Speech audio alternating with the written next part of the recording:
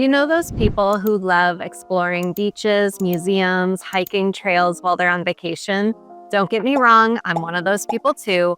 But you know what I really love? Cemeteries. Hear me out. They're not creepy. They're actually really peaceful, artistic, and they are packed with stories. If you've ever wandered through one and you thought, wow, this is actually really beautiful, then congratulations, you might be a taphophile. Taphophile? Taphophile. Well, regardless, that is a fancy word for someone who loves cemeteries like me and the stories that they hold. Hi, everyone. I'm Crystal, the founder of Dates in the States. What started as a travel blog when my now husband and I traveled across the United States 5 weeks straight in my Mustang has now turned into a resource for everyone who wants to explore the United States one date at a time. And over the years, we've really stumbled upon some incredible cemeteries during our travels. We've even stayed on the property line of one a few years ago and walked it at night in Somerville, South Carolina, when we stayed in a landlocked yacht. Tiny house. It was a tiny house, Airbnb.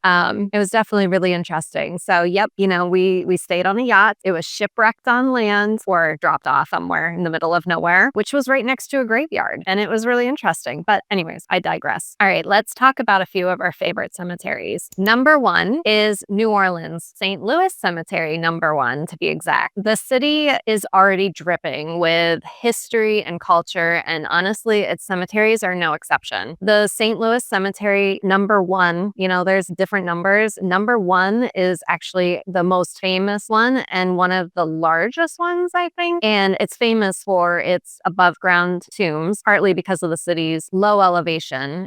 Everybody has to be buried above ground rather than under, unless then a hurricane's going to rise them up anyways. But also because New Orleans, honestly, they just do everything with a touch of flair, right? So the one highlight when we were touring number one cemetery was Nicolas Cage's tomb, or future gravesite, if you want to call it that. Yep. So the man literally bought himself a white pyramid tomb in the middle of all these weathered crypts. And it definitely had us wondering, what's inside?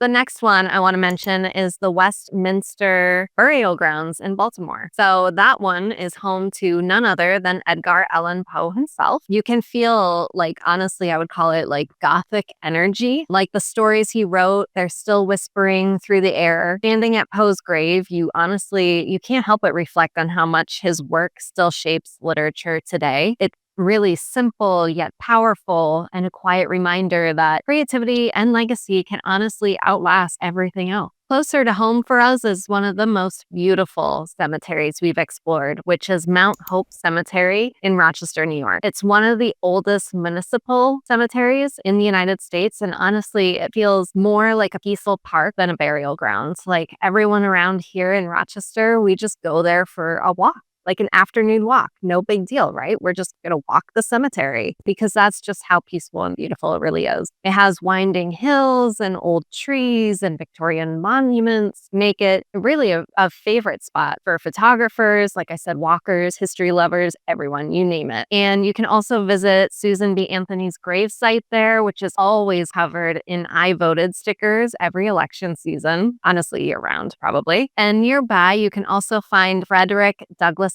grave, which is another reminder of just how much history rests here in upstate New York. Many of my family is buried there, so it really holds a personal place in my heart. Mount Hope has this calm, I would say reflective beauty that's hard to describe. It's like one of those places that feels alive, and the ghost stories are absolutely amazing. So a few years ago, we toured with Rochester Candlelight Ghost Walks, and they did such a great job giving you a tour of the outskirts along the fence line of the cemetery and the houses and the grounds that surround it. Though there was just so much history in one small part of the city. That's why I love doing ghost tours. I just like the history of it, not really the ghost stories, but the history that's real. And then there's Romania, where cemeteries feel like, I would say, open air art galleries. So I kid you not, the design of these crypts and gravestones. They were just absolutely breathtaking. Everything in that country is breathtaking. So their cemeteries did not disappoint. So in Bucharest, we explored the Bellu Cemetery, and I swear every crypt looked like a masterpiece. Intricate carvings, bright colors, and symbols everywhere. And so many of the tombs were just locked up tight. It kind of gave me like vampire vibes, right? And honestly, in Romania, that's not a stretch, but it's more likely they were protecting them obviously from grave robbers, but I also like to think they were keeping them from escaping, whatever way you want to look at it. Some were open though, I will mention that. So we got to like peek inside some of the crypts and see the craftsmanship up close, and it was just absolutely stunning. And there was cemetery cats. They were everywhere, super playful, curious, totally at home, and it was honestly the perfect reminder that even in quiet places, life does keep going. So yeah,